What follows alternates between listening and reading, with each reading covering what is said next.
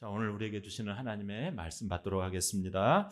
자, 오늘 우리에게 주시는 하나님의 말씀, 로마서 2장 17절에서 24절 말씀입니다. 교독하겠습니다. 유대인이라 불리는 내가 율법을 의지하며 하나님을 자랑하며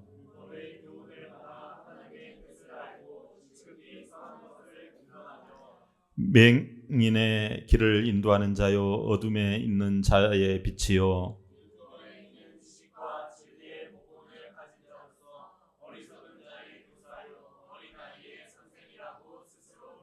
그러면 다른 사람을 가르치는 내가 내 자신은 가르치지 아니하느냐? 도둑질하지 말라 선포하는 내가 도둑질하느냐?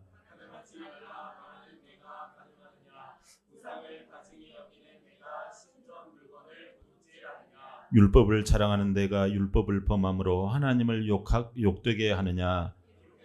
같이 하나님의 이름이 너희 때문에 이방인 중에서 모독을 받는도다. 아멘.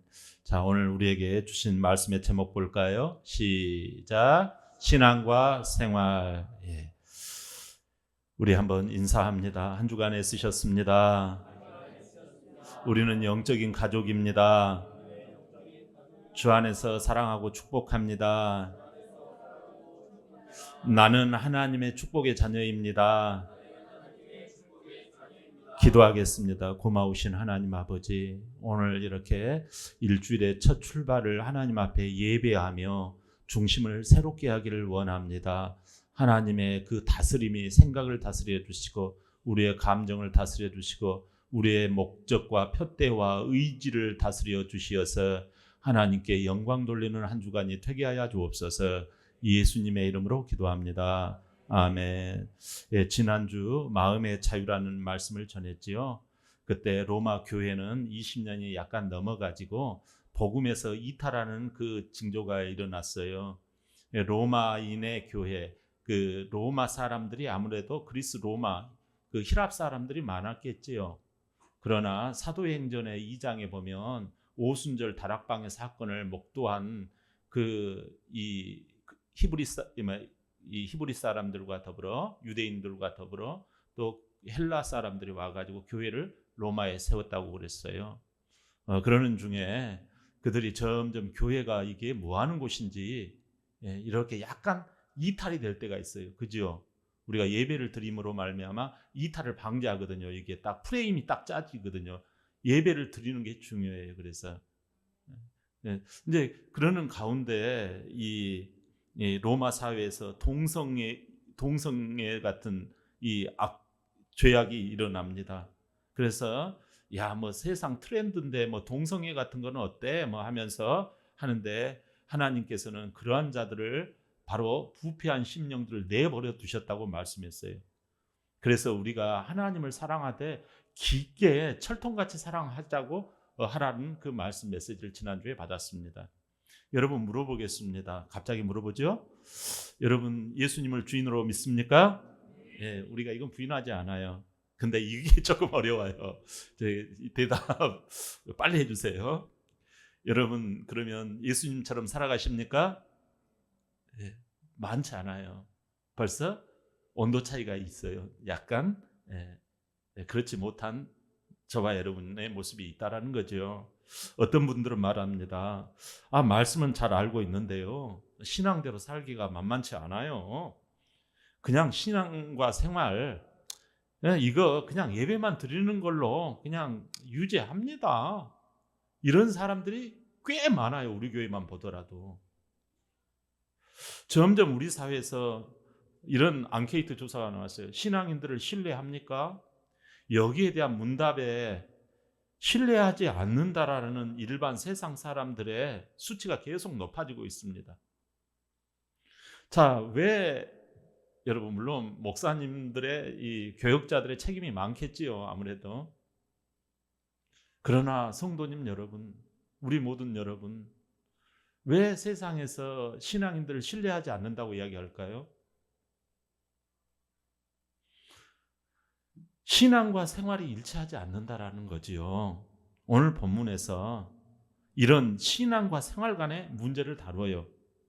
2000년 전 유대인들 이야기지만 놀랍게도 오늘날 우리의 모습과 너무나도 비슷하지 않습니까? 로마서 1장에서 바울은 이방인들의 죄를 강력하게 이렇게 노출을 시켰어요. 너희들이 말이지, 하나님을 떠나서 하나님을 알만한데도 불구하고 말이지, 어떻게 하나님보다도 더 좋아하는 것, 더 우선순위를 두고 살아가는 것이 있느냐 말이지. 그게 바로 우상 숭배란다 라는 것을 철통같이 노출을 시켜요. 그리고 이 진짜 입에 올리기도 정말 추한 이 동성애를 지금 이 시대 가운데 하고 있다는 게 이게 말이 되느냐라는 거예요.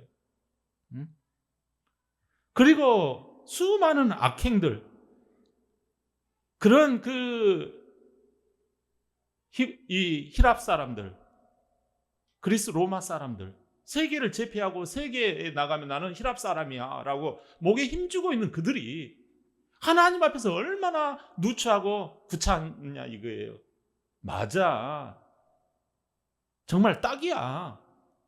그렇게 무릎을 치고 있는 유대인들, 이방 불신자들이 문제라니까. 그러니까 항상 그래도 우리는 율법의 말씀을 붙들고 있잖아. 그렇게 유대인들이 생각하는 순간 이 2장, 로마서 2장에서 바울은 갑자기 방향을 확 틉니다. 너희 유대인들도 마찬가지야. 유대인들은 자기들이 아주 특별하다고 생각했거든요. 우리는 율법을 가지고 있다, 말씀을 붙들고 있지 않느냐. 그리고 하나님을 우리는 잘 안다. 우리는 할례를 받았다. 우리는 아브라함의 후손이다. 이런 먼저 택함을 받았다라는 그 안도감에 젖어 있는 거예요. 본문 17절에서 20절을 한번 열어 보여주시겠어요? 여기에 보면 어둠에 있는 자의 빛이요, 또 어리석은 자의 교사요, 어린아이의 선생. 한마디로 말해서 이 유대 그리스찬들은 우리는 그래도 선생들이다 이거예요. 우리는 하나님에 대해서 알고 말씀에 대해서도 안다라는 거예요. 심지어 가르치곤 했다라는 거죠. 성경도 외웠고 율법도 연구했고 주일도 지켰고 기도도 했다, 이런 거예요. 문제는 뭐예요? 본문 21절에서 23절 한번 제가 읽어드릴게요. 다른 사람을 가르치는 내가 내 자신은 가르치지 아니하느냐? 도둑질하지 말라 선포하는 네가 도둑질하느냐? 간음하지 말라는 네가 간음하느냐? 우상을 가증히 여기는 네가 신전 물건을 도둑질하느냐? 라는 겁니다. 자, 남을 가르치는데 자신은 실천하지 않는 거예요. 도둑질하지 말라고 가르치면서 도둑질하고 있다라는 거예요. 저와 여러분이. 간음하지 말라고 하면서 여전히 간음 안에 잡혀 있다라는 거예요. 그 결과가 무엇이에요? 24절에 보니까 하나님의 이름이 네 때문에 이방인 중에서 저 세상 가운데서 모독을 받는다라는 거예요. 여러분, 이것이 가장 비극적인 결과라는 거예요.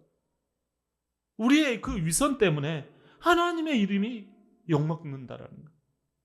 여러분, 유대인들의 문제가 무엇입니까? 율법이 없어서 유대인들이 문제인가요? 하나님의 그 알의 정도가 없어서 문제인가요? 신앙 고백이 없어서 지금 문제인가요? 문제는 어디가 문제예요? 여기가 문제인 게 아니라 여기 마음의 심장이 문제라는 거예요. 겉과 속이 다르다라는 거예요. 다 같이 로마서 2장 28절 29절 한번 볼까요? 시작. 무릇 표면적 유대인이 아니요 표면적 육신의 할례가 아니니라. 오직 이면적 유대인이며 할례는 마음에 할지니. 아멘. 자, 여러분, 핵심이 여기서 보이시나요? 유대인들은 여러분 겉으로는 할례도 하고 이게 다 했다라는 거예요. 여러분, 뭐 예배도 드리고 다 했다라는 거예요. 완벽했죠. 뭐 율법도 알고 할례도 하고 성전에도 가고. 근데 속 마음은 어땠다? 별로예요. 시큰둥했다라는 거예요. 오늘날 우리도 마찬가지일 수 있습니다. 겉으로는 교회 출석해요. 성경 내용도 재주순하면서 주절주절 이야기를 해요. 기도도 하고 찬양도 앞에 나와서 막 이렇게 합니다. 그런데 뭐가 문제예요? 속이 문제라는 거예요. 속은 별로 안 한다라는 거예요. 우리의 마음이 다르다라는 거예요, 여러분. 문제는 우리의 마음이라는 거예요. 겉으로는 마음 하지만 진짜 마음이 아니라는 거예요. 여러분, 신앙이 있다고 해요. 근데 걸맞는 생활이 안 따라주는 거지요. 신앙과 생활이 일치하는 답은 무엇일까요, 여러분? 더 열심히 하는 것일까요?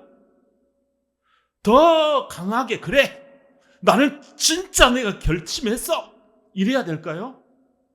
아닙니다. 또 반대의 경우로 삶의 생활이 못 따라가는 거예요. 삶의 생활이 자신이 없다 보니까 마음이 위축이 오잖아요. 우리가 생활이 이렇게 못 따라가면. 그래서 양심상 기도도 안 합니다. 내가 양심에 거리끼는 것은 안 해버려요. 내가 양심에 거리끼니까 찬양도 안 해버려요. 큐티도 양심에 거리끼니까 안 해버려요. 왜? 내 삶이 별로니까. 전도도 안 해버립니다. 나 같은 게 뭐라고 하면서 내가 위선적인 것처럼 느껴져요. 그러니까 그걸 신앙과 삶을 일치시키려고 하향평준화로 들어가 버리는 거예요. 아닙니다. 성경은 지금 이걸 말하고 있는 게 아니에요.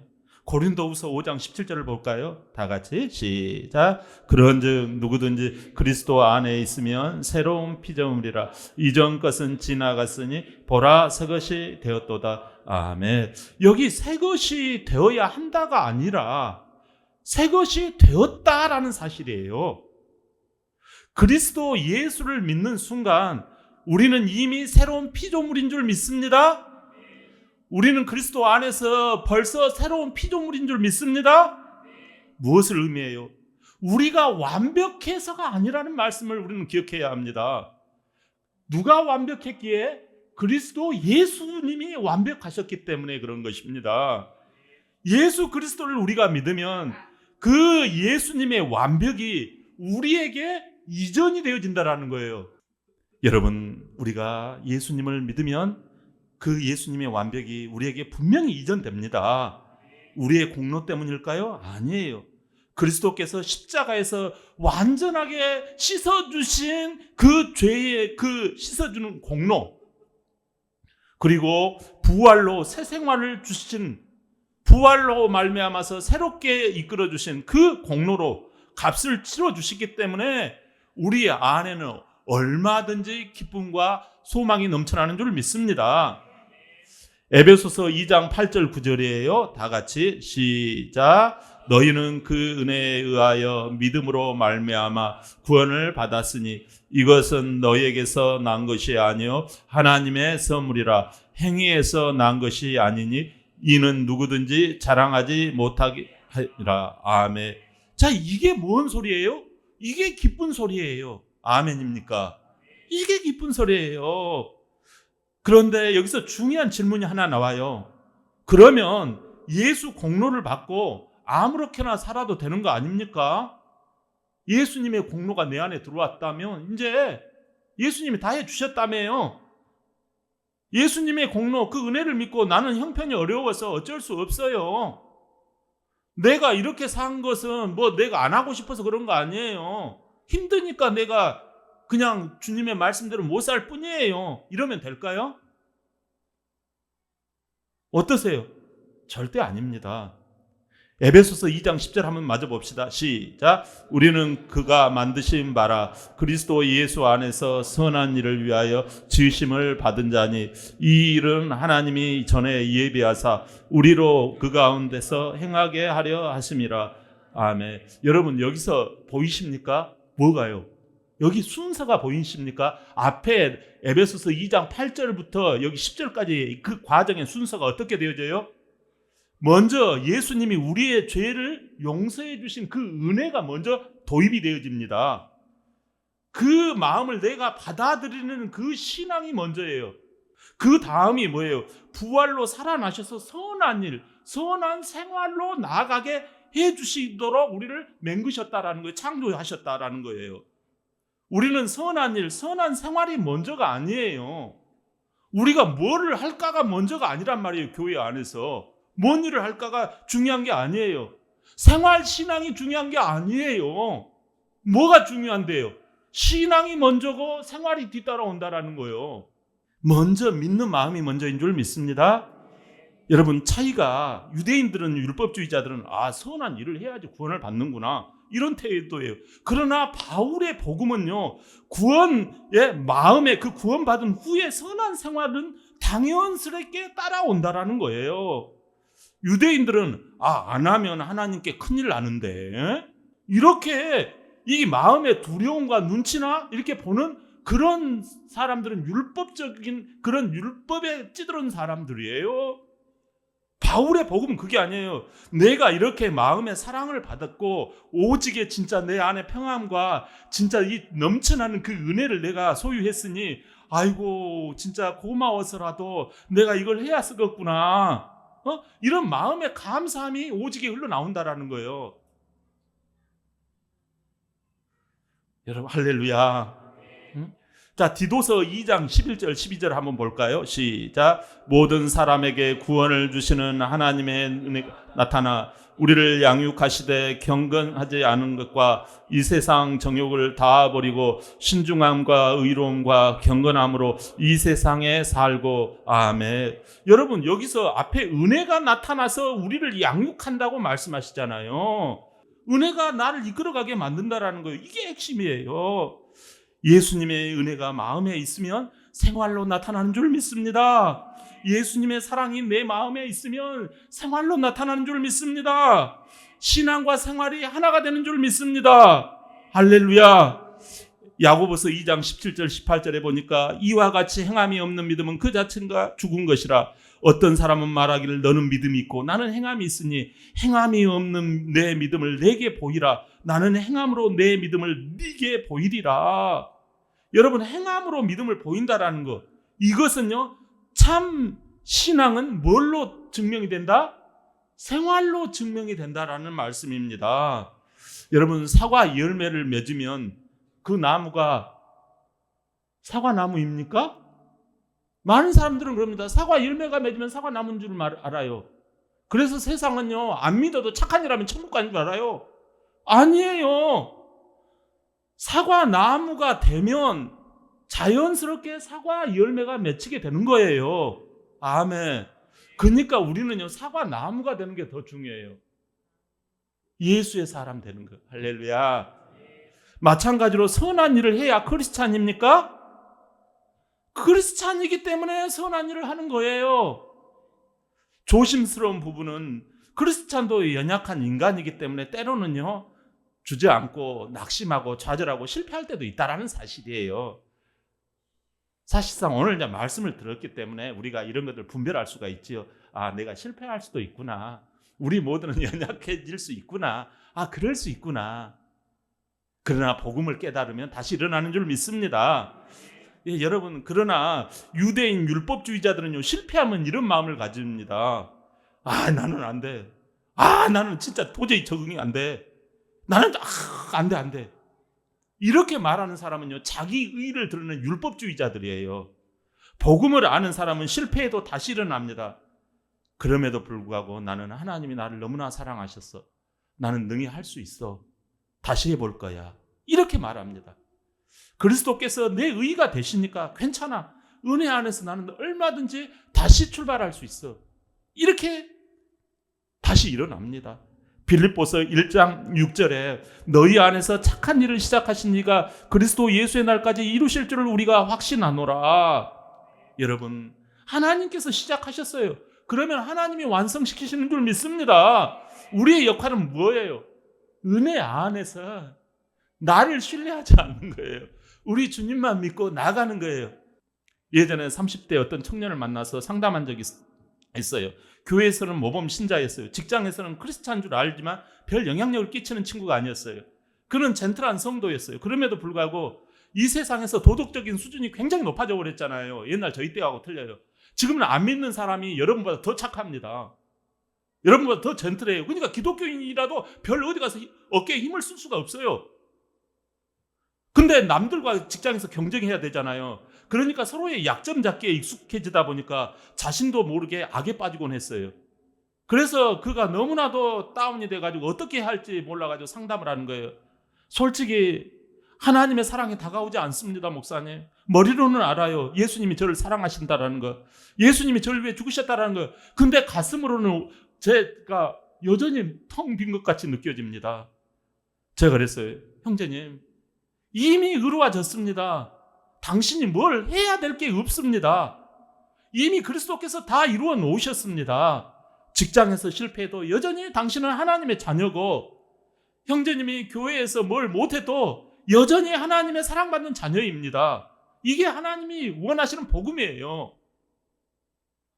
그러자 그 청년이 이 이야기를 듣고 난 다음에 얼굴빛이 달라지기 시작하는 거예요. 이제 저를 쳐다보면서 웃기도 하는 거예요. 그래서 나중에 이제 직장이 옮겨져서 다른 곳으로 갔지만, 여러분, 그 청년은 그때부터 직장에 가가지고 힘든 사람들 일을 도와주고, 예? 자기가 남아가지고 이 교회 일도 이렇게 교회에서 남아서 했을 뿐만 직장에서도 뒤늦게 남아서 끝까지 책임감 있게 일을 하곤 했어요. 그래서 여러분은 얼마나 감사한지 몰라요. 우리 교회 옛날 그 스피커, 그 청년이 사놓고 간 스피커예요. 여러분, 우리는 자꾸 어떻게 되어집니까?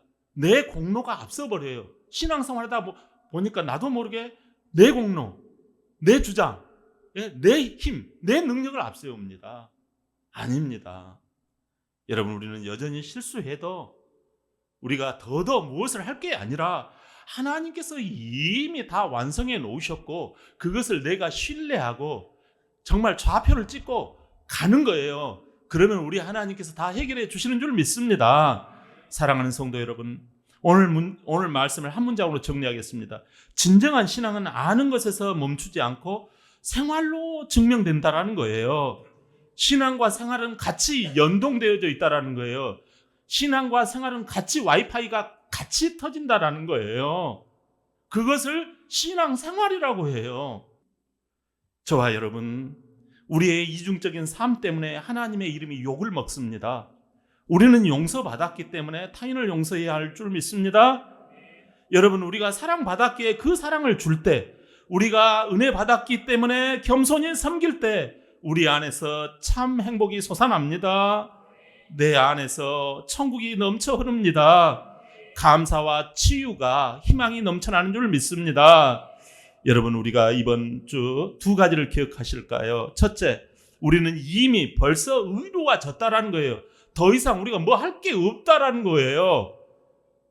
얼마나 성경을 많이 아는지, 얼마나 많이 기도했는지, 얼마나 완벽하게 했는지가 예수님이 완벽하게 이미 해놓았다라는 거예요. 둘째로, 이 은혜의 선물을 실제로 받을 때 우리의 생활도 업그레이드 됩니다. 아는 게 아니고. 여러분, 모든 좋은 것은 죄 용서의 선물을 받았고 영생의 선물을 받았고 하늘로부터 좋은 것을 주신 그 선물을 우리가 바라봐야 해요. 힘들고 어려울수록 이걸 좌표를 바라볼 때 우리의 생활은 달라지는 줄 믿습니다. 두려움이 아닌 사랑의 마음으로 살아가게 되는 줄 믿습니다. 강요가 아닌 자발적인 마음으로 행동하게 되는 줄 믿습니다. 의무감이 아닌 그 감사로 봉사도 하게 되어지고 인간관계도 내 유익이 아닌 영원 사랑으로 하게 되어집니다. 어려운 선택 앞에서도 내 시선이 아니라 하나님의 시선을 가지고 접근할 수 있는 거예요. 우리가 완벽해서 하나님께 쓰임 받을까요? No. 하나님의 은혜가 완벽하기 때문에, 하나님께서 우리에게 이미 선물로 주신 것이 완벽하기 때문에 우리는 이 연약함에도 불구하고 순종으로 그 길을 걸어가는 줄 믿습니다. 여러분, 퓨처 셀프라고 하는 책이 있습니다. 그게 수백만 부의 베스트셀러 중에 베스트셀러가 되었어요. 퓨처 셀프가 뭐예요? 미래의 나예요. 미래의 나의 좌표를 찍고 미래의 나를 바라보면 현실의 나가 바뀐다라는 거예요. 근데 저와 여러분, 우리는 이 세상이 너무 힘들다 보니까 깜빡 잊어버린 거예요. 여러분, 미래의 나가 있기 때문에 현실의 나는 얼마든지 바뀌고 달라져 가는 줄 믿습니다. 변화되어져 가는 줄 믿습니다. 신앙과 생활이 아름답게 하나로 와이파이로 연동되어지는 신앙 생활이 되시기를 주의 이름으로 축원합니다. 아멘.